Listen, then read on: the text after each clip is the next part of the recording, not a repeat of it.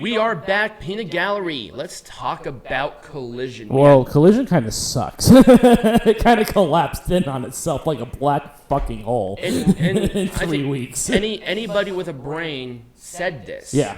Anybody with a brain said this. Yep. Without a lot of other things going on, we just got to talk about how quickly this unfolded. I mean, yes, you were fine with the first show, and yes, the first show did well because people were intrigued by the show, especially with certain characters returning. Yep. Andrade El Idolo, Miro, it was great. CM Punk. Right.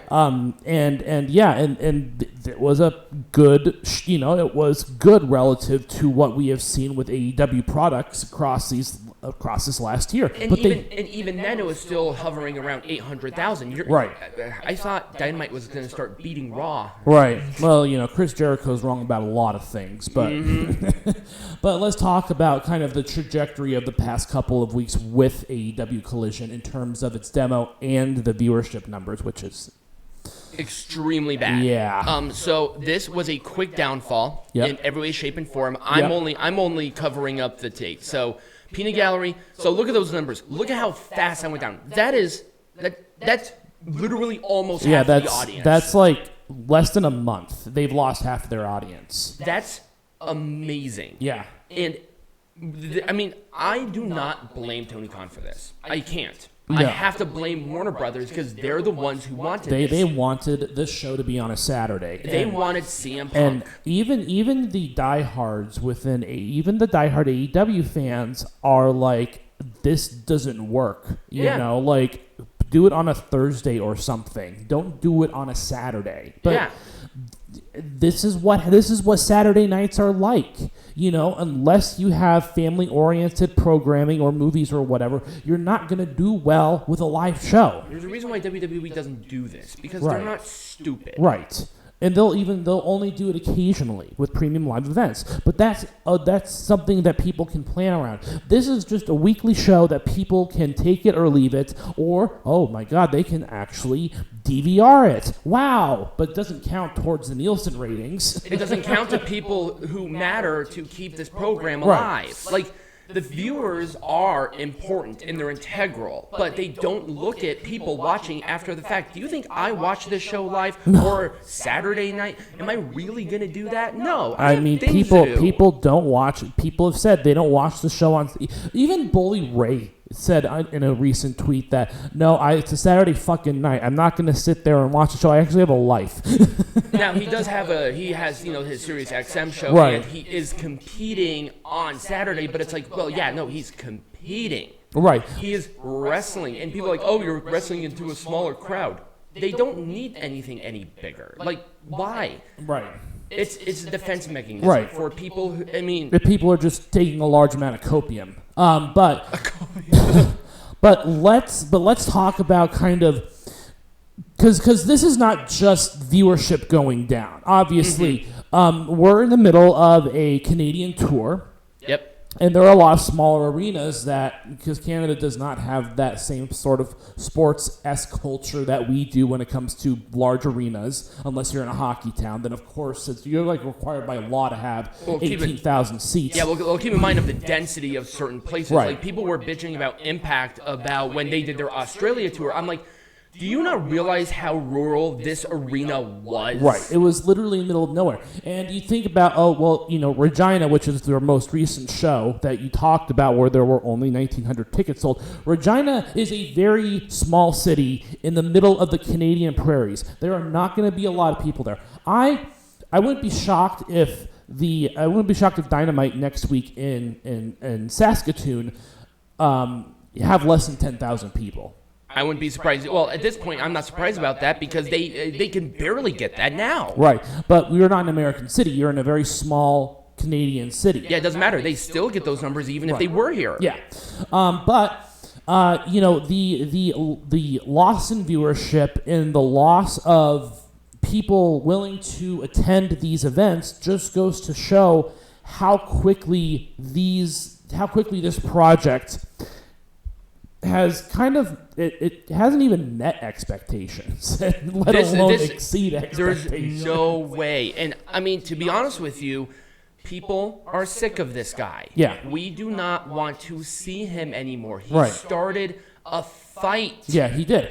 And I think this is a big reason why, number one, the show exists solely because of CM Punk. Solely because he's one of the only people in the company that still has drawing power. Well, clearly not. I mean, look at these numbers. I've never seen a show fail this spectacularly. Right, but there are a lot of other factors that go into play as well. I think a bigger factor has to do with the night that they chose to have the show on. Yeah, I think so too. Like, why on any day? Why on a Saturday? You know that live shows do not work on a Saturday unless it's a major sporting event. Yeah. Like any like, you know, football, basketball, hockey, like any sport can succeed. They would do better on Saturdays. Yeah, right. They would do better on Saturdays. But not a consistent live entertainment show like this. Yeah, exactly. There's no way. Especially for the target demo. The target demo is not watching these types of shows on a Saturday.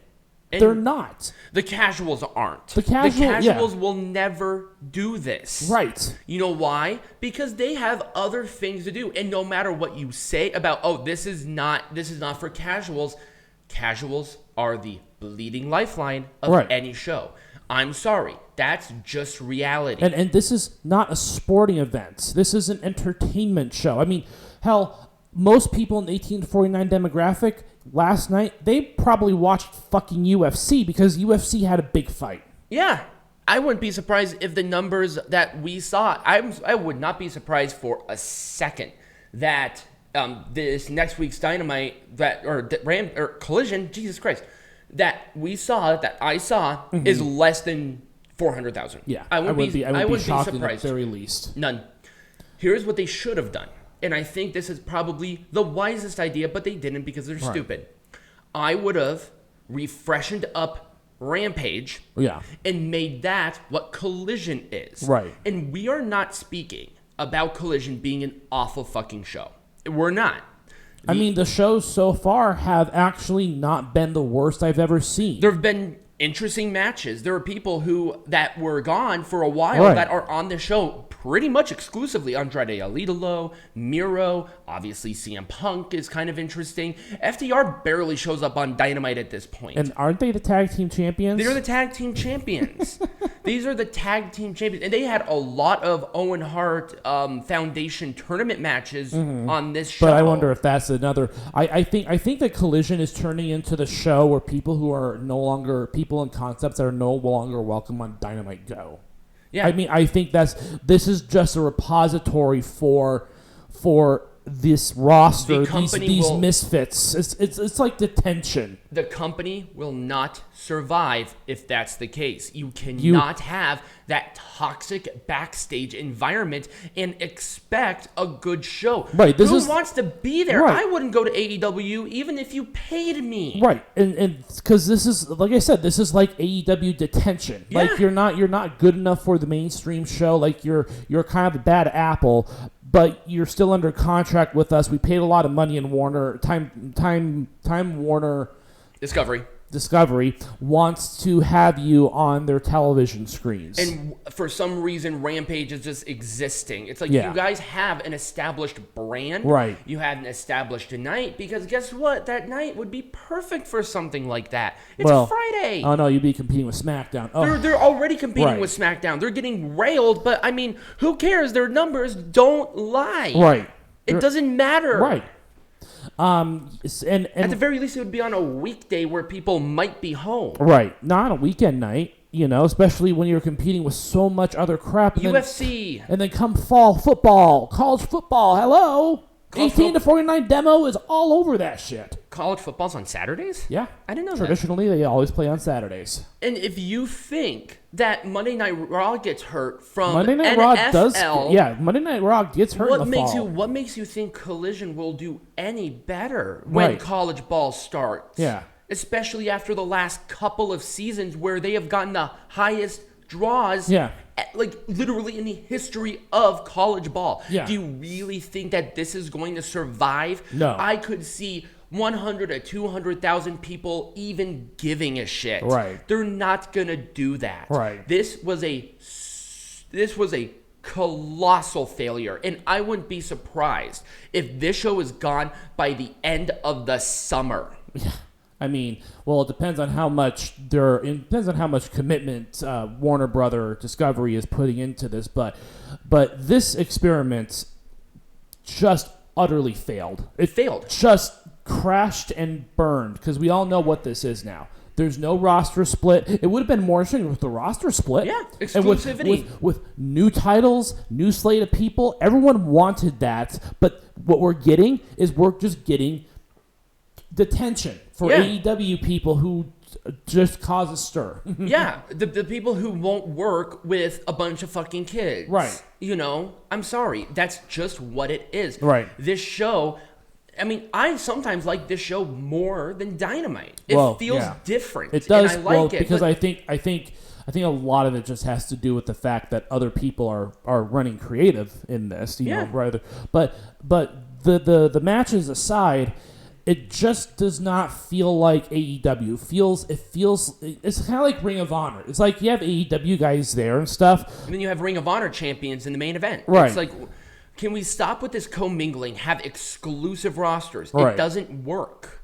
I mean, nobody's buying fucking Honor Club. Who cares about Honor Club? Who cares about that? Right. I don't watch it, and I can watch it for free. Right. But anyways, this is kind of what AEW is kind of evolving itself into. It feels like it's just half-baked experiments that they just want to throw it at the wall and see what works. I'm sorry. Rather than looking at a company like WWE that has been doing this for decades and has had success with this. They know what they're doing. Look at Impact. Right. Impact went through some of the worst, times that we have ever seen in a wrestling company. Like you can how many times have people predicted the end of Impact Wrestling but still survives to this day? Between 2004 and now, 4-5 times that this company was on the brink of bankruptcy. Yeah. AEW at this point are making the exact, almost to the T, bad, poor decisions that end year WCW did. Right. By the numbers. Yeah. In every facet. Yeah. They're throwing everything at the wall, trying to get people to work. But the issue is that you're thinking of the now instead of the 10 years from now. Right. I'm sorry. We bring up WWE a lot with AEW, but WWE, that's the line. They're a successful wrestling organization. Impact Wrestling is a successful wrestling organization. Right. I don't care if they only have 300 people in the building. People want to be there. Yeah. Hell, we go to Impact shows, and sometimes those are on Saturdays. Right. And it's perfect, great. Yeah. We're there. It's fun. But right. But anyways, enough about talking about Collision. What match are we going to be reviewing this week? So I got a couple of requests for it. Okay. And we're going to be watching that Jackie Gata match. Oh boy. So we'll return.